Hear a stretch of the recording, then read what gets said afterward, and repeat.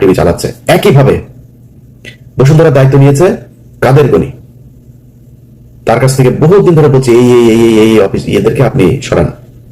আমরা সরাসরি এসব নিয়ে সোশ্যাল মিডিয়াতে বলেছি, কাউকে সরানো হয়নি। নাজরিন মুনি এখন পর্যন্ত টক শো করে।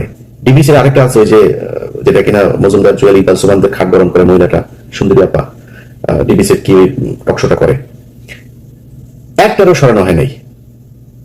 ৭১ টেলিভিশনের মঈন মিজান থেকে শুরু করে বেশ কয়েকজন আছে, তারা এখনো পর্যন্ত ওই যে মোজাম্মেল বাবু, শাকিলা কি ফারজানা রূপা, শাকিল আহমেদ, এদের জেলখানার সব সুযোগ সুবিধা সব এরা নিশ্চিত করে। কোন জায়গা থেকে তাদের সরানো, ইভেন ভাই শুধু এই 2 জায়গা না, এর বাইরে বহু জায়গা আছে কোন জায়গায় কোনো ধরনের হাত দেওয়া হয়নি। আমরা সেগুলো নিয়ে কথা বলেছি। তাদের কাছে মনে হয়েছে যে এগুলো মনে আমাদের ব্যক্তিগত কারণে মনে হয় বলছে। ভাই পাগল বানায় ফেলবে বিএনপির নেতা নেত্রী যা যা আছেন, সব ন্যাংটা হয়ে কাপড় টাপড় খুলে তাদের রাস্তায় দৌড়াবেন। সাংবাদিকদের তো চিনেন না, এরা গত 15 বছর শেখ হাসিনাকে ক্ষমতায় রেখেছে। এক দেশের বাইরে ভাগ্যক্রমে কয়েকজন মানুষ ছিলাম, অল্প অল্প কিছু, আমরা তো জানি যে এটা 10% 5% হবে, 95% এই দেশের মানুষ এখনো জানতে পারেনি কি হয়েছে। যদি আপনি জুলাইয়ের ঘটনাও বলেন, সবাই তো ছিল, কেউ কিছু বলেছে নাকি? পুরো একটা দেশের শত শত হাজার হাজার গণমাধ্যম ব্ল্যাক আউট করে দেওয়া হয়েছে। কোনো গণমাধ্যম থেকে কোনো নিউজ পেয়েছেন? আজ পর্যন্ত পান না। ওইখানকার এক্সক্লুসিভ অনেক কিছু থাকার কথা, সেগুলো কোথায়? নাই। আপনি আসার পরে চাপ দিয়েছেন, আপনি তাদেরকে বসিয়ে রেখেছেন, বসিয়ে রেখে তারপরে তাদের কাছে এখন দাবি করবেন, আশা করবেন আপনাদের পক্ষে কিংবা নিরপেক্ষ জিনিস চালানোর।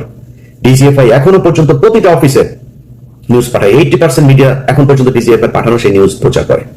আমাদের ফেসবুক পোস্ট, এই যে কয়দিন আগে এক মেজর নুরুল হক নামে এক বদমাশ আছে, মানে তার ব্যাচমেট থেকে শুরু করে কাজের বুয়া পর্যন্ত তার কাছে প্রেগনেন্ট হয়েছে। সেই মেজর নুরুল হক আমার পোস্ট 5 তারিখের পরের বাংলাদেশে বিটিআরসি কে দিয়া সরায় দেয়। এটা সেই বাংলাদেশ। আমাদেরকে আপনাদের শত্রু মনে হয়? আমাদের গায়ে যখন আঘাত লাগে তখন নিজের গায়ে আঘাত মনে হয় না? এটার প্রতিটা জিনিস হারে হারে টের পাবেন। নিজের গায়ের রক্ত চামড়া কেটে যদি নাকি আমাদের গায়ে লাগাই দেন না, ঋণ পরিশোধ করতে পারবেন। আপনাদের কাছে কিছু চাই নাই তো, দেশ ভালো চলুক সেটা চেয়েছি, আপনারা সেটা চান নাই। টাকা পয়সা পেয়েছেন, নগদ ক্যাশ পেয়েছেন, ভুলে গিয়েছেন। আওয়ামী লীগের লোকজনকে প্যাট্রোনাইজ করা শুরু করেছেন। সব জায়গাতে আপনারা তাদেরকে বসিয়ে রেখেছেন এখন পর্যন্ত। প্রতিটা জায়গায়, এমন কোন জায়গা নেই যেখানে আপনি তাদেরকে, একটা সচিবালয় থেকে শুরু করে একদম ইউনিয়ন পরিষদ পর্যন্ত সব তারা বসে আছে। এখন তাদের কাছে আপনি চাবেন, তারা বলবে যে বিএনপির 2 গ্রুপের দ্বন্দ্বের জেরে যুবক খুন, এটা বলবে তারা? বলবে না। ডিজিএফআই শিখিয়ে দিয়েছে, শুরু হবে এই ভিডিওটা প্রচার করার সাথে সাথে নিউজ হবে যে চাঁদা আনতে গিয়ে তারপরে একজনকে চাঁদা না দেওয়ার অপরাধে তাকে বুকে পাথর দিয়ে চাপা দিয়ে মেরে ফেললো। এগুলো গত 15 বছর কারা করেছে হিসাব করে দেখেন। একটা ঘটনাকে চাপা দেওয়ার পরপর সাথে সাথে আরেকটা ঘটনা এসছে। এই ঘটনা এমন একদিন এসছে যার 2 দিন আগে শেখ হাসিনার বিরুদ্ধে যে খুনের অভিযোগ, সেটা সন্দেহাতীত ভাবে প্রমাণিত হয়েছে। সেই ঘটনার পরপর চলে এসে দেশে এখন আর ওই ঘটনা নিয়ে কোনো আলোচনা নেই, সব আলোচনা এখানে। এটা কারা করেছে এটা নিজেদেরকে কোশ্চেন করেন, সব উত্তর পেয়ে যাবেন। আমরা সেই 5 তারিখ থেকে আজ পর্যন্ত সেই একই জায়গায় আছে, একই কথা বলছি এখনো, যে ক্যান্টনমেন্টকে ভারতের দালাল মুক্ত করতে হবে, গণমাধ্যমকে ভারতের দালাল মুক্ত করতে হবে। এতক্ষণ যা বললাম সেটা শুধুই মাত্র বিএনপির বিরুদ্ধেই বললাম। এখন বিএনপির পক্ষে একটু বলি। ভাই, বাংলাদেশের মানুষ, আপনাদেরকে বুঝতে হবে 2001 থেকে 2005 সাল পর্যন্ত এই দেশে খালেদা জিয়াকে জঙ্গি নেত্রী বানানোর জন্য 21শে আগস্ট, তারপরে আরো অনেকগুলো জঙ্গি হামলার ঘটনা, 500 জায়গায় একসাথে জঙ্গি হামলার ঘটনা, শায়েখ আব্দুর রহমান বাংলার ভাই এদেরকে দিয়ে জঙ্গি হামলা, এই ঘটনাগুলো ঘটিয়ে যে কাজটা করা হয়েছে সেটা হচ্ছে বাংলাদেশ একটা ইসলামিক রাষ্ট্র হয়ে যাচ্ছে, এই ধরনের একটা কালার পৃথিবীর বিভিন্ন জায়গায় তুলে ধরা হয়েছে। তুলে ধরে তারপরে খালেদা জিয়া এবং বিএনপিকে এমন একটা জায়গায় নিয়ে যাওয়া হচ্ছে 15 বছর আন্তর্জাতিক কোনো সমর্থন তারা পায় নাই। এটা কেন করা হয়েছিল? এটা করার একমাত্র উদ্দেশ্য হচ্ছে ভারতকে বাংলাদেশের নিয়ন্ত্রণে যাতে নিতে পারে, এই জন্য ভারত এই কাজগুলো করেছে। একটু মিলিয়ে দেখেন, এখনো বিএনপি ক্ষমতায় আসার আগেই এমন একটা ভাইব তৈরি করে, আগে বলেছি ভাই আমারে মানে আমি তেল দিতে চাইলে অনেক ভালো করে দিতে পারবো। আপনি সারাদিন বিএনপির যেসব টিকটকার ভাড়া করেছে এখন তাদের এই হিসাবে তারা 12 মাস মিলে যে তেল দিয়া যা করতে পারবেন, আমি যদি একদিন তেল দিই তার চাইতে উপরে যেতে পারবো। আল্লাহর রহমতে ওইটুকু যোগ্যতা আল্লাহ তৈরি করেছেন। কিন্তু আমি ওইটার জন্য বলছি না যে বিএনপি চাঁদাবাজি, আগে বলে নিয়েছি বিএনপি ব্যাপক চাঁদাবাজি করছে, সারা দেশে চাঁদাবাজি করছে। কিন্তু আমরা তো ছাত্রদেরকেও দেখলাম, আমি বোধহয় সবচাইতে বেশি ছাত্রদের পক্ষে এখনো কথা বলি, সারা জীবন বলবো, চাঁদাবাজি করে নাই। ছাত্রদের নাম দিয়ে যায় তারপরে বিভিন্ন জায়গায় গিয়ে চাঁদাবাজি করেছে, সমন্বয়করা এখনো ধরা পড়ছে বিভিন্ন জায়গায়, হচ্ছে এগুলি সব ঠিক আছে। কিন্তু কত এই যে 10 মাস 11 মাস হলো একটা মানুষ গুম হয় নাই, মানুষ কথা বলতে পারে, যা ইচ্ছা তাই বলতে পারে, কোন সাংবাদিককে দেশ ছাড়া হইতে হয়নি। যারা কিনা শেখ হাসিনার মানে একদম 5 আটা গোলামি করেছে, ক্রাইমের সাথে যুক্ত হয়েছে, তাদের বিচারের আওতায় আনা হয়েছে। অনেকে এখনো বিচারের আওতায় আসে নাই, কিন্তু 99% সাংবাদিক এখনো বাংলাদেশে আছে, কাজ করছে, তাদেরকেও কিছু বলে নাই। অথচ আমাদের এই গত 10 মাসের যে সরকার এবং বিএনপিকে এমন ভাবে মঞ্চস্থ করা হচ্ছে, মনে হচ্ছে ওই যে ওরা এখন বলে বলি শেখ হাসিনার সরকারকে এখন দরকার, শেখ হাসিনাই ভালো ছিল, আগেই ভালো ছিল, এই ভাইব ঠিক করার জন্য এই ওয়াকার বাংলাদেশে এই অবস্থা তৈরি করছে। আওয়ামী লীগ নেই, বিএনপিকে আপনি এরকম করবেন, দেশ চালাবে কে, জরুরি শাসন দরকার। That's what Walker wants. এখন এটা যদি আপনি এইভাবে চান যে এইভাবে যাবে, তাহলে এইভাবে হবে। আর যদি না চান, মনে করেন যে না আসলেই ভালো দল চালাইতে চান, নিজের চাঁদাবাজদেরকে সাহায্য করেন, চাঁদাবাজি করলে তাকে সাথে সাথে আপনার বিএনপিতে দল তৈরি করেন, আরেকটা আলাদা দল তৈরি করেন, এরা চাঁদাবাজ বিরোধী কাজ করবে, তাহলে পরিস্থিতি সামাল দিতে পারবে না। ক্ষমতায় যাওয়ার আগেই ক্ষমতা হারাতে হবে। মানুষ এখন অনেক সচেতন, আপনার এগুলো মানুষ দেখছে। ডিজিএফআই এই সুযোগটা পেয়েছে কেন? কারণ আপনার ওখানে চাঁদাবাজি হয়, এই জন্য ভিতরে ঢুকে কাজ করানোর সুযোগ পেয়েছে, না হলে তো পারতো না। এগুলো ঠিক করতে হবে। আমি মনে করি যে দেশের সার্বিক পরিস্থিতির জন্য বিএনপির একটা, তারেক রহমান, খালেদা জিয়া সহ একটা উপরের একটা পর্যায় পর্যন্ত তো আছে, তারা এখনো পর্যন্ত চাঁদাবাজি হলেই তাদের বহিষ্কার করছেন। বিভিন্ন বিষয়ে তাদের শেখ হাসিনার চাইতে অন্তত অনেক ভালো চিন্তা চেতনা আছে দেশকে নিয়ে।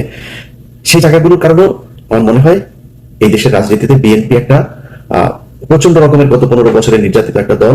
সো তাদের একদম লাথি মেরে সরিয়ে দিয়ে তারপরে এই দেশ গঠন করা যাবে, এটা মনে করার কোনো কারণ নাই। অথবা আপনাদেরকে মাথায় রাখতে হবে যে ঢালাও ভাবে আমরা যখন কথাবার্তা বলবো, সেগুলো না বলে এই দেশকে কিভাবে করা যায়, সামনের দিকে নিয়ে যাওয়া যায়, সেটা চিন্তা করা। বিএনপিকে এখনো এই ক্যান্টনমেন্টের মতো করে যারা কথা বলে, সালাউদ্দিন সহ যেসব লোকজন, সালাউদ্দিনের প্রতিটা কথা শুনলে মনে হয় বিজেপির আদিন্যনাথ সে মনে হয় কথা বলছে, দিলীপ কুমার বোধহয় কথা বলছে, সালাউদ্দিনের কথা শুনে এরকম মনে হয়। সো এই জিনিস যদি নাকি সরাইতে না পারেন দল থেকে, দলের জন্য ভয়ঙ্কর বিপদ আছে। যেসব ছাগলের 3 নাম্বার বাচ্চারা আমরা কথা বললে, বিএনপিকে নিয়ে সমালোচনা করলে, তারপরে ওদের নেতাদের কথাবার্তা শুনে আমাদের বিরুদ্ধে বিক্ষোভ মিছিল করে, ঝাড়ু মিছিল, জুতা মিছিল বের করে, ওরা ছাগলের বাচ্চা। তোর বাপেরা তো, তোদের বাপেদের বেশিরভাগই সমস্যা হয় নাই, গত 15 বছর ভালোই ছিল, তারা দেশে ছিল, 2-3 দিন জেলখানায় গিয়েও, আবার সোনারগাঁ হোটেলে গিয়েও থেকেছে, জেলখানায় থাকার কথা বলে সোনারগাঁ হোটেলে ছিল রাতে, এরকম নেতাও চিনি তোদের। তোদের বাপ ফখরুল বাপ 5 স্টার হোটেলে ছিল, এরকম অনেক বাপ আছে তোদের, গয়েশ্বর বাপ ঢুকার একদিক দিয়ে ঢুকে, আরেকদিক দিয়ে পিজি হাসপাতালে গিয়ে ভিআইপি ক্যাবিনে ঢুকে। এগুলো আমরা জানি, এইসব ঘটনা টটনা আমাদের শোনাইতে শোনা, সমস্যা হবে তোমাদের। পেদায় পাশার চামড়া লাল করে দিবে এবার। যা শুরু হয়েছে, এগুলো যদি কন্ট্রোল করতে না পারো, সামনের ভবিষ্যৎ ভয়ঙ্কর। আমরা গত 5 বছর যেভাবে আওয়ামী লীগের বিরুদ্ধে যে যুদ্ধ করেছি, ওই যুদ্ধে নামতে পারবো না। অনেক হয়েছে ভাই, নিজের পরিবারে অনেক ক্ষতি করেছি, আর না, ওই জায়গায় আর যাবো না।